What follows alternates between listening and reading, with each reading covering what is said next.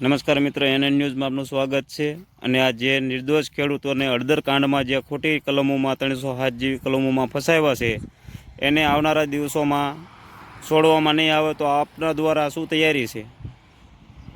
બોટાદના હળદર મુકામે ખેડૂતો પોતાના ન્યાય માટે ખેડૂતોને જાગૃત કરવા જ્યારે બોટાદની અંદર ખેડૂતોની સભા યોજાણી ત્યારે આ ખેડૂત વિરોધી ભાજપ સરકાર દ્વારા હિટલર શાહી પોલીસને આગળ કરી આશરે 200 વ્યક્તિની ધરપકડ કરવામાં આવી અને ઢોર માર મારવામાં આવ્યો.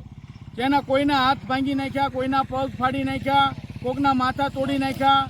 એમાંથી નિર્દોષ 85 લોકો ઉપર આ હિટલર શાહી પોલીસે સરકારના કહેવાથી એફઆઈઆર કરી અને આજે જેલ હવાલે કરવામાં આવ્યા છે. ખેડૂત સેવા સંગઠન ગુજરાતની એક માંગ છે કે આ તમામ ખેડૂતોને વહેલામાં વહેલી તકે છોડવામાં આવે.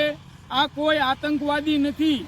એક બાજુ ગુજરાતની અંદર પોલીસ ખોટી ફાંકા ફોજદારી કરે છે, ક્યાંક ને ક્યાંક ભૂમાફિયાઓ, બળાત્કારીઓ જુગારના આંટડા હાલતા હોય, દારૂના અડ્ડા હાલતા હોય, ભૂમાફિયાઓ પોતાનો કબજો જમાવીને બેઠા છે. પરંતુ આ ખેડૂતોને બેફામ રીતે લાઠીચાર્જ કરી અને વિવિધ જેલની અંદર પૂરવામાં આવ્યા છે. તો ખેડૂત સેવા સંગઠન ગુજરાતની એક માંગ છે કે આ તમામ ખેડૂતોને યુદ્ધના ધોરણે છોડવામાં આવે. અન્યથા ખેડૂતને છોડાવવા માટે ગુજરાતની અંદર ગાંધી ચિંધ્યા માર્ગે ન્યાય માટે આંદોલનનો માર્ગ અપનાવવો પડશે.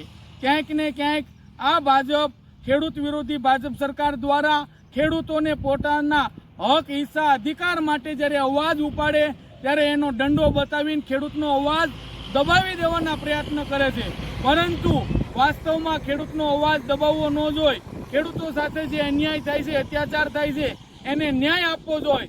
અને અમારી સ્પષ્ટ માંગ છે કે યુદ્ધના ધોરણે તમામ ખેડૂતોને છોડવામાં નહીં આવે.